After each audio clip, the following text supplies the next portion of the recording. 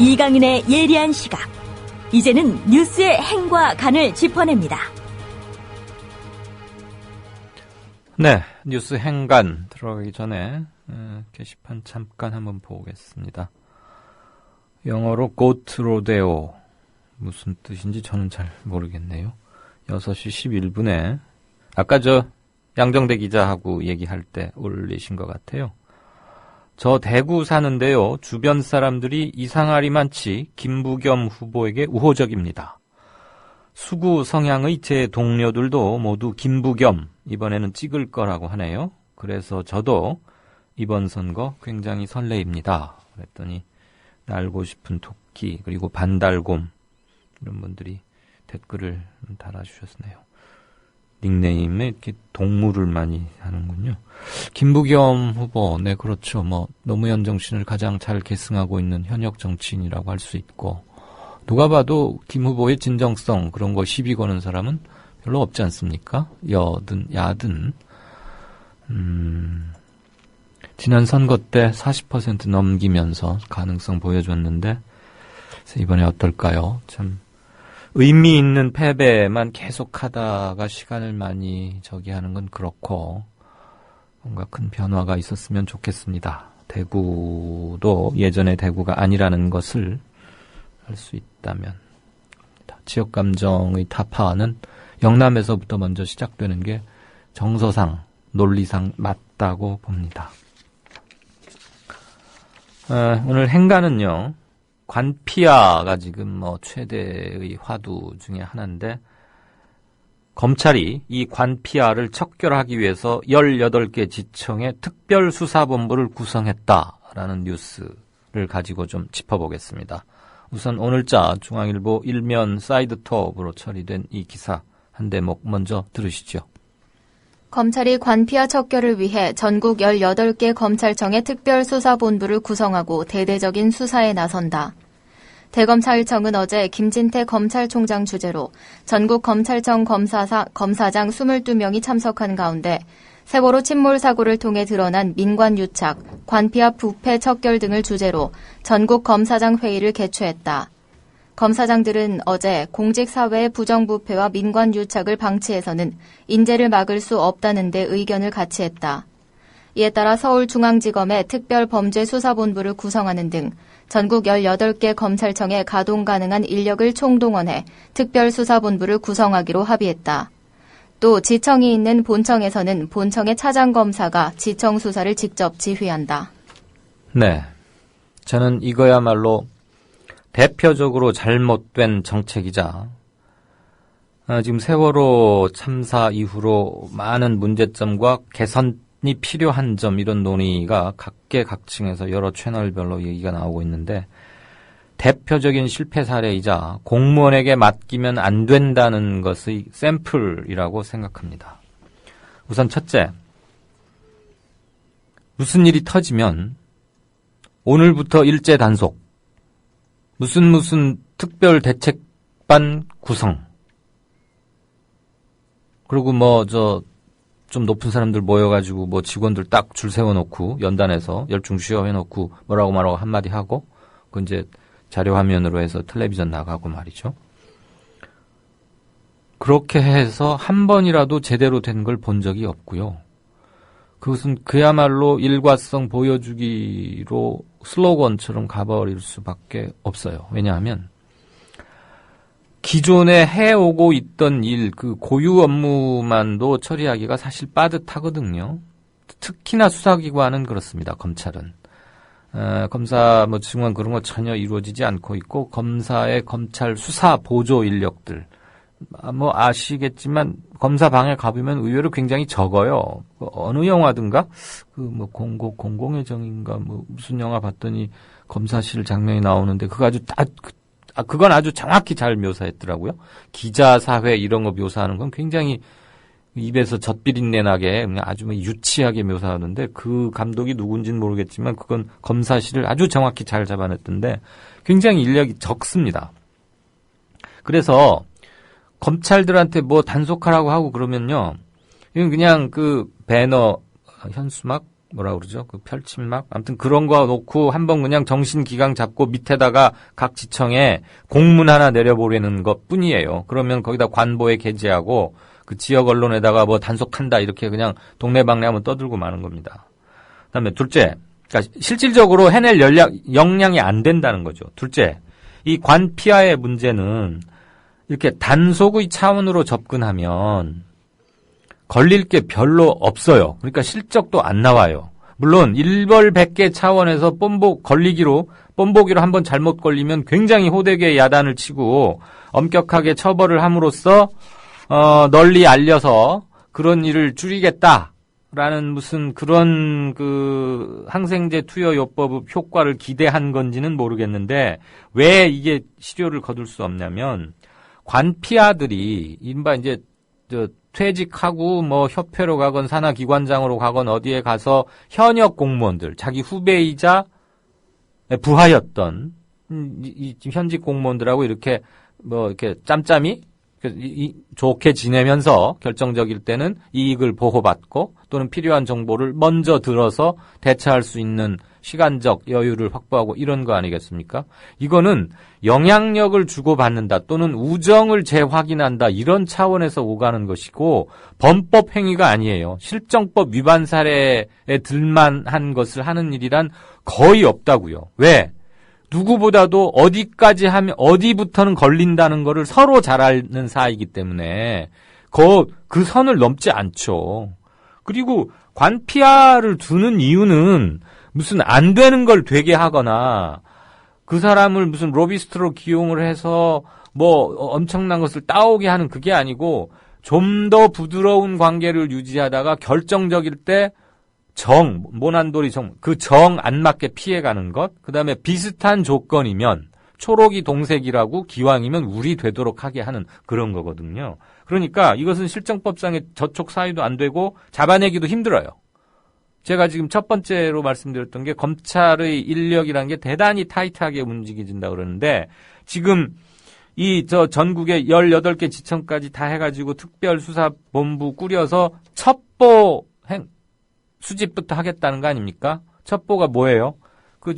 일테면 재정경제부 출신 아무개가 어디로 대장으로 가 있는 어느 기관, 그럼 재경부와 그 기관 사이에 무슨 얘기들이 오가는지 그걸 어떻게 다 일일이 합니까? 도감청을 하지 않는 한. 그리고 누가 바보처럼 그 눈이 빤히 바라보이는 재경부 앞에서 식당에서 예약해가지고 이렇게 떡하니 벌려먹고 선물 주고 이렇게 하겠습니까? 절대 그렇게 안 하거든요. 그러니까 이건 우선 잡기조차가 힘들다. 그 다음에 잡아도 영향력을 주고받는 것은 입증하기도 어렵고 입증이 돼도 실정법으로 그걸 처벌할 사유가 없어요. 그물망이 너무 커요. 그리고 또 하나. 지금 이들이 지금 1번부터 8번까지 모피아, 산피아, 해피아, 원피아 이렇게 쭉 랭킹을 정해놨더라고요. 모피아는 아시죠? 그 재정경제부 금융직렬 그 친구들이고 산피아는 산업자원부 출신들. 해피아는 이번에 지금 원래 해수부는 굉장히 이제 좀 작은 마이너한 곳인데 요번에 이것 때문에 막 우리나라 공무원 부정의 모든 것은 다 해피아에 있는 것처럼들 지금 과대포장되어 있는데 실제는 그렇게 우선 그 규모 자체가 크질 않아요. 낱낱이 드러난 것이고 많은 인명이 희생됐으니까 우리가 막 공분하는 거지. 실제 관피아에서 해수부 해경이 차지하는 건 아주 적죠. 아주 적어요. 이걸 산술적으로 의미 평가하는 것 자체가 의미가 없지만 퍼센트로 따진다고 해도 저는 5%도 될까 말까 한다고 봅니다. 어쨌거나 해피아를 4위인가 올려놨고 원피아가 있더라고요. 원자력 관련. 그건 구찌가 큽니다. 그래서 쭉쭉쭉 있는데 국세청, 법조계 출신은 없어요. 우리나라에서 가장 힘센 저희가 국정원, 검찰, 사정기관, 그다음에 국세청 이런 데거든요. 근데 지금 2개는 쏙 빼놨잖아요. 오늘 인사에서 김기춘 실장 그대로 둔 것처럼 국세청 출신들이 각 곳곳에 감사나 세무 관련 가 있는 거. 그다음에 법조계 출신들이 이렇게 하고 있는 거. 그거는 8개의 주요 단속 우선순위 리스트에 들어가 있지 않아요. 그러니까 차 띄고 포 띄고 장기 뛰겠다는 거예요. 관피아를 이렇게 단속으로 해결하려고 하면 절대 그 해결이 안 된다니까요. 공무원들 의식을 뜯어 고쳐야 돼요. DNA를 도려내야 된다고요. 특권의식, 관존민비, 내가 베푼다. 민간, 업체의 생사 여탈권은 나에게 있다. 그러니까 나에게 잘 보여라, 내 앞에 와서 조아리거라. 이걸 고쳐야 된다고요, 이걸. 아직도 관피아가 그렇게 한 달 내에 온갖 신문방송에서 계속 지적하고 내부에서도 느끼고 그래서 대통령 이하 모든 층층시야에서 고쳐야 한다고 말하면서 뭘 고쳐야 하는지 모르니까 떡 하고 내놓는다는 게 검찰 내세워가지고 자, 오늘부터 출발!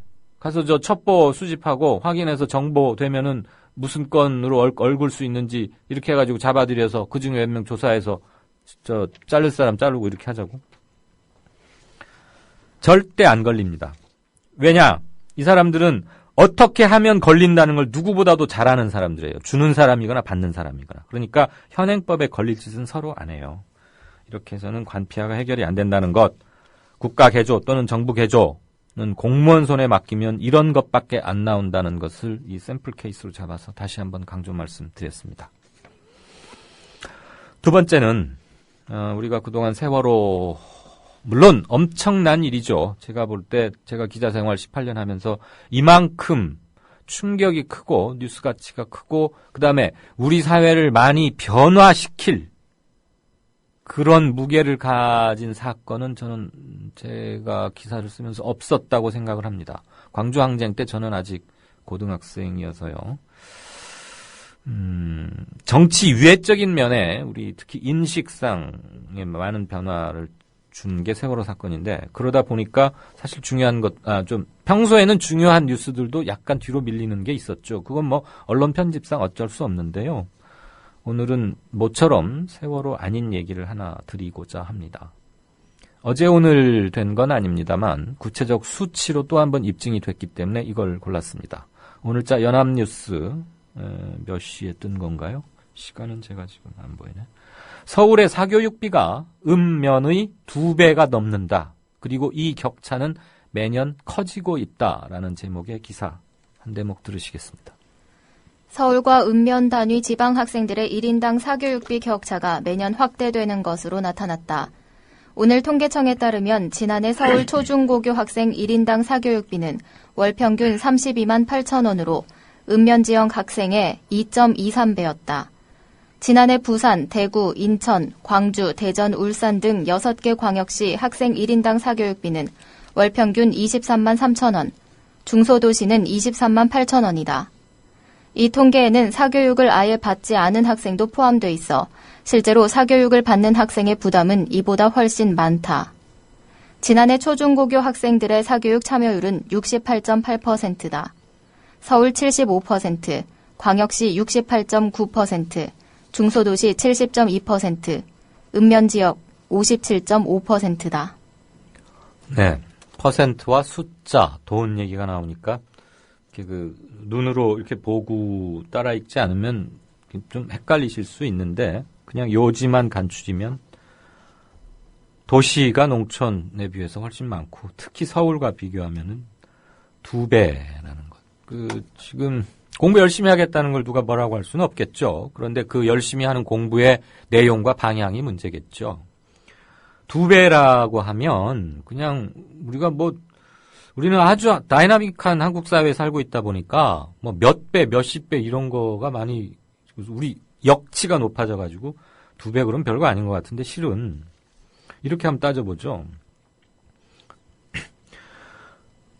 의료비로 우리가 혜택을 받는 거가 A가 B에 비해서 B보다 2배가 많다고 칩시다. 그런 거는 피부에 좀 더 와닿지 않습니까? 또는 음식 섭취비 중에 특별히 만약에 우리에게 꼭 필수 영양소 이런 게 있다고 한번 치고요. 그거에 들어가는 돈이 A가 B보다, 갑이 을보다 2배가 많다. 그런 건 굉장히 중요한 거죠. 지금 제가 사교육비 2배를 왜 오늘 굳이 다 아는 얘기를 또 한 번 강조드리는 이유는 이제 교육을 통한 신분 상승 및 신분 변동의 기회가 점점점 차단되고 없어지면서 부모님의 재력, 경제적 지불 능력이 아이의 교육, 수혜, 기회 확대로 직결되고 있지 않습니까? 그러면 우리는 국민 그 4대 뭐 기본 의무와 권리 중에 국민 그 교육이라는 게 있는데 말만 그러하지 실제 지금 의무 교육 기간인 초등학교 6년과 중학교 3년 기간 동안에 학력 차이가 어마어마하게 벌어져 버리죠. 의무 교육 기간 중에. 굳이 뭐 형편이 아주 저기에서 뭐 외국으로 보내고 이런 건 일단 빼고 얘기를 하자고요. 그러면 이것은 한 아이가 다른 아이보다 2배의 사교육비, 물론 이제 그 녀석이 뭐 머리가 나쁘거나 공부를 안 하거나 딴짓만 하느라고 돈을 퍼들여도 뭐 별 향상이 없는 그런 애도 있을 수 있을 겁니다. 그런데 이제 그런 것은 예외적으로 우리는 놓고서 얘기를 해야 되니까. 기본적으로 스타트 라인이 같지 않다. 출발선이 같지 않다라는 거고, 그게 매년 격차가 커진다는 거. 그런데 이것은 부모님의 경제력이 아들 때까지로, 자녀 때까지로 악성 유전자처럼 유전된다는 거고, 확대 재생산된다는 거잖아요. 그러면 빈부, 그 2대8 또는 뭐 양극화 체제가 계속 공고해질 수밖에 없다. 이게 지금 수치로 드러났고 있고, 그런 이제 누구나 이견을 달기 힘든 문제가 하나 있을 것이고, 또 하나는 이른바 선행학습이라는 게 있습니다. 강남에 무슨 뭐죠? 그 제일 땅값 비싸다는 무슨 프라자인가? 뭐죠? 타워팰리스? 도곡동. 그 근방의 학원에서도 선행학습을 하고요. 저기 경북 주황산 아래 아주 조그만 산골 마을 또는 전라도 무슨 어촌의 무슨 읍단위의 마을에 읍내 사거리에 가면 2, 3층짜리 건물 정도밖에 있지 않은 곳의 보습학원에서도 똑같이 선행학습이라는 걸 해요. 저는 그걸 보면서 대한민국엔 정말 미래가 없다라고 생각합니다. 현재 기성세대들이 몸으로 맞서 싸워야 하는 온갖 사회의 부조리와 총체적 모순은 말할 것도 없고, 앞으로 20, 30년 후에 우리나라를 책임져야 할 세대들이 선행학습에 시달리는 걸 보면서, 선행학습이라는 게 2학년짜리가 한 3학년이나 4학년 거 미리 땡겨다 공부하는 거 아닙니까? 근데 그걸 안 하면 학교 성적을 도저히 못 받게 돼 있대요. 한마디로 미치고 망한 거죠. 그러려면은 학교를 뭐하러 만듭니까? 그래서는 안 되는 거죠. 교과서를 만드는 이유가 어디에 살든 어느 집안의 자제이든 그 아버지나 어머니가 조금 여유롭든 그렇지 않든 간에 아이들이 받는 교육은 균등하게 해서 차별 없도록 해야 되는 게 그건 민주사회의 근간이자 기본인데, 그 선행학습에서 너무나 학생은 학생대로 힘들고 어른은 어른대로 그거 되느라고 휘고요. 허리가 휘고. 그 다음에 왜 내년에 배울 걸 왜 지금 해야 되는 거죠? 그걸 왜 전국에서 똑같이 그런 미친 짓을 해야 되는 거죠? 그래서 박근혜 후보가 선행학습 금지법을 하겠다고 후보 때 말했어요. 다른 것 국민 대통합, 경제민주화 이런 거 다 안 지켰는데 선행학습 금지법은 만들어 놨어요. 그런데 그거 보니까 사교육은 제재를 여전히 못하고 있는 거예요. 이 선행학습을 어떤 식으로든 이것을 멈추게 하지 못한다면 저는 우리나라의 미래에 생겨날 구조적 문제점이 해결되지 않는다고 봅니다. 근본적으로 사교육은 어떻게든 단속이나 탄압을 할 수가 없을 거예요. 어떤 식으로든 형태가 이루어질 것이니까. 그런데 그것은 부족한 점을 보충하겠다는 것은 누구도 말릴 수가 없지만, 얘가 내년 2학년이 되면은 학교에서 배워야 할 것을 학원에 가서 미리 이 짓은 서로가 하지 말아야 되죠. 그럼 이것은 무슨 신사협정을 맺든 대사회 협약을 하든 온갖 강제적인 수단도 일부 동원을 하든 해서 모두가 하지 말아야 하는 게임인 겁니다. 그런데 이번 정부가 내놓은 사교육 금지법안에는 이런 게 빠져 있다. 마치 아까 그 관피아를 검찰 동원해서 잡겠다고 했을 때 국세청이나 법조계 출신들은 아예 단속 대상도 아닌 것처럼 핵심적인 걸 건드리지 못하고 있다. 그런 점에서 대단히 안타까웠고요. 저는 이런 게 큰 선거, 전국 단위 선거 때 마치 무상급식처럼 이런 거, 사교육, 뭐 선행학습, 보습학원, 뭐 국영수 배점 비율, 저는 이런 거가 선거 이슈가 돼서 아예 각을 분명히 세워서 하는 게 생활정치의 단계를 높일 수 있는 게 아닌가 그런 생각을 해봤습니다. 이번 선거는 뭐 물론 말할 필요 없이 세월호의 직접적 영향권 아래에서 치러질 수밖에 없고 그래야 하는 선거는 맞고요. 다음에 있는 총선 대선에서 제발 뜬구름 잡는 소리 이런 거 말고 그 남북 프레임, 뭐 종북 프레임 이런 거 하지 말고 교육, 또 뭐 불안 신드롬, 안전, 또는 교육 뭐 이런 것들로 먼저 이니셔티브를 쥐어 나가는 정파가 나왔으면 좋겠고 그들이 잘 활성화되었으면 하는 바람에서 오늘 숫자가 많고 별 새로운 것은 없지만 행간으로 골랐습니다. 네, 행간은 오늘 2가지로 접겠습니다.